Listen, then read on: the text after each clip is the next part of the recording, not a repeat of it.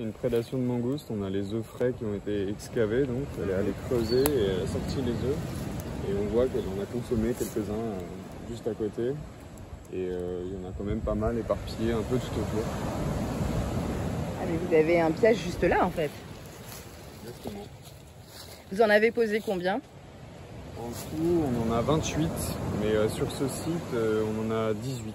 Sur Anse de Mai et Follens, on en a 10. Ah, bah, très bien. Et en fait, je vais vous poser la question à tous les deux. Donc, je suis avec Paul et Simon. Et vous êtes chasseur de mangoustes. Alors c'est pas notre statut. C'est pas l'appellation. Non. Mais on peut considérer, ouais. Donc on travaille pour le PNA au sein de l'Office national des forêts. Donc le PNA, c'est le plan national d'action en faveur de la conservation des tortues marines de Guadeloupe. Et dans ce cadre-là, on intervient sur le volet conservation et donc gestion des espèces exotiques envahissantes. Qu'est-ce que vous avez fait depuis le début de la semaine? Depuis le début de la semaine, on intervient sur 2 sites donc, prioritaires selon le PNA, le document sur lequel on travaille. Ce sont des sites d'activité de tortues marines pour la nidification et donc nous on intervient sur la régulation de mangoustes. Donc c'est capture, on capture les mangoustes en installant des pièges comme l'a précisé Paul. Donc les pièges c'est des petites ratières comme ça qu'on appâte et tous les matins on vient relever et dans la journée on fait 3 passages pour relever les pièges et voir s'il y a eu des captures et s'il y a eu des captures, voilà, on traite les mangoustes et on intervient pour les équarrir et voilà. Dès qu'il y a la mangouste qui va mettre le nez dans un trou de tortue, voilà, c'est quasiment 100% du nid qui va être foutu. Ouais. Et à titre voilà, d'information, sur Port-Louis, donc en Guadeloupe, c'est 99 à 100% des pontes de tortues qui avaient été détruites par les mangoustes en 2015. Donc c'est à la suite qu'on a commencé à mettre en place les campagnes. En fait, c'est simplement que c'est une espèce qui est très opportuniste. D'accord. Et du coup, elle va consommer selon les saisons, selon les périodes, plus ou moins différents types d'aliments. Et donc, elle peut prédater des crabes, prédater des œufs d'oiseaux, d'autres choses. Mais par contre, on constate que vraiment, au moment de la nidification des tortues, donc à partir de mars jusqu'à octobre, on voit vraiment qu'il y a un déplacement des populations vers la plage et qu'elles commencent à chercher du nid, quoi. Non. Ouais. À Port-Louis, c'est ce qu'on constate. Et donc c'est ce qu'on veut pas du tout que ça se produise à marée galante. Mais pourtant, c'est mignon une mangouste. C'est mignon, mais ça, c'est un peu l'image qu'on en fait. Nous, on travaille dessus. C'est vrai que c'est une espèce très agressive qui attaque tout. Quand on voit les dégâts que ça peut faire sur un nid, des œufs partout, quand on voit les tortillons dedans, voilà, là, ça c'est foutu. Mais quand l'œuf il a commencé à être formé, qu'on voit le tortillon, donc le bébé tortue qui est dedans, et qu'il y en a partout sur la plage, voilà, c'est des images que pas grand monde connaît et ça c'est la réalité, quoi.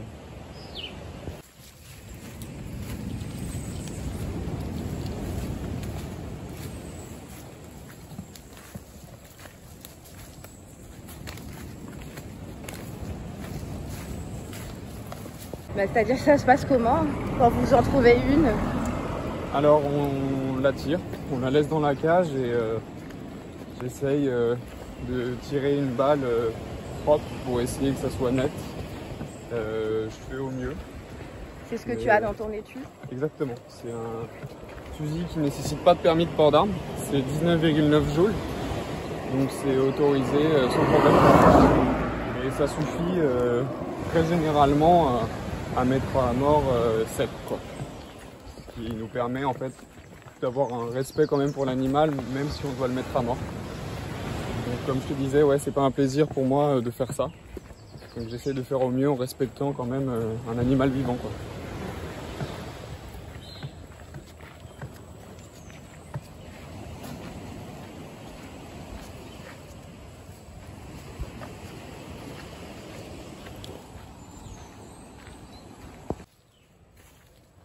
Donc c'est celui-là?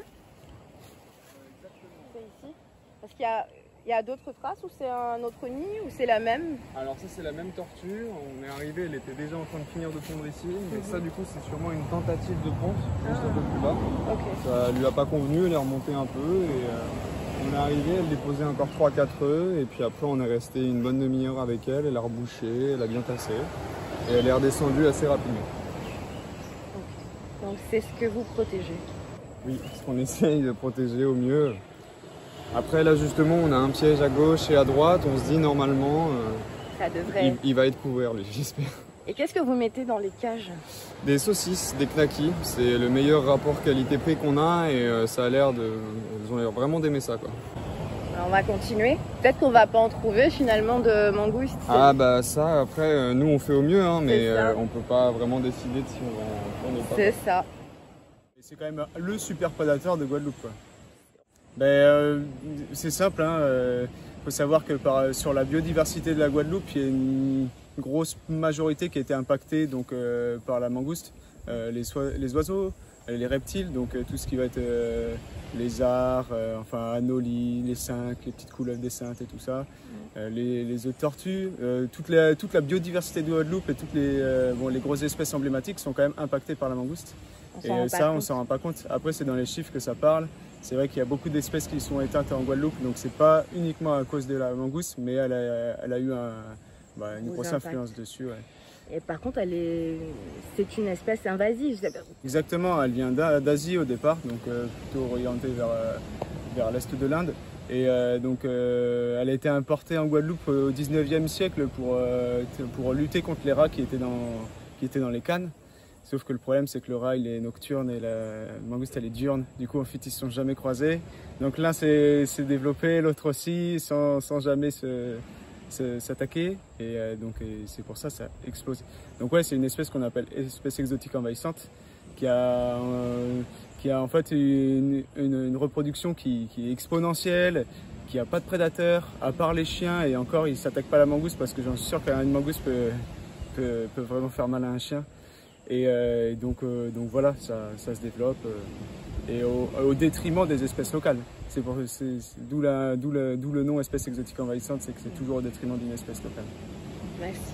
Je vais vous laisser y aller, enfin vous préparer. Et puis en fait, ce qu'on va faire, c'est qu'on va récupérer vos images, puisque du coup aujourd'hui, on n'a pas attrapé de mangouste.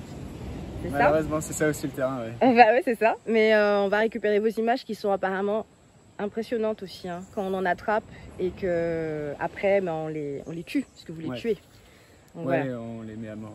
Ouais. Mais c'est pour la bonne cause au final. Il n'y a pas d'autre moyen de traitement et c'est le plus efficace, le moins brutal pour elle. C'était quoi les autres solutions Il y a eu beaucoup d'autres solutions envisagées, chimiques, c'est-à-dire qu'on les empoisonne. Donc, et ça, c'est des souffrances pour l'animal. C'est des souffrances, et ça coûte très cher et c'est dangereux toujours de mettre du poison dans un milieu naturel. Après, il y avait noyade, il y avait ce genre de choses. Donc finalement, la mise à mort par une arme à feu, c'est le plus radical. Merci beaucoup à vous deux. Merci Stéphanie. Donc là, finalement, vous alliez partir et qu'est-ce qui s'est passé? On allait ramasser tous les pièges, du coup, on avait fait tout le linéaire. Et sur le retour, ouais, on allait ramasser et hop, une petite mangouste du coup. Oui. Donc elle a été prise il y a vraiment peu de temps, donc elle va être très agressive. Elle est, ouais, ça fait très peu de temps qu'elle est dans le piège, donc elle va vraiment se débattre, bien crier. Ouais. Ça va réveiller. Ok. Ah oui.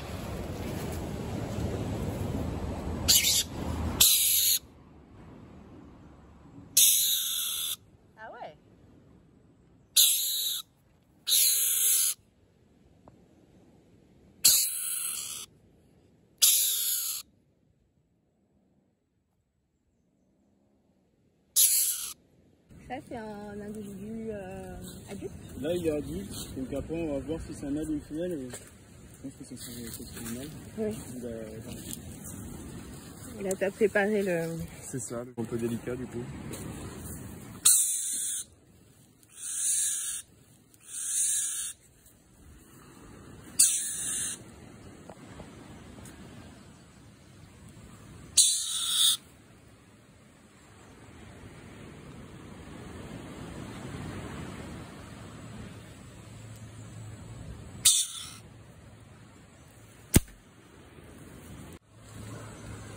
Voilà. Et comme je disais, c'est pas une partie de plaisir, on essaie de faire au mieux, en respectant l'animal. Et là, ça s'est relativement bien passé, parce que c'est net.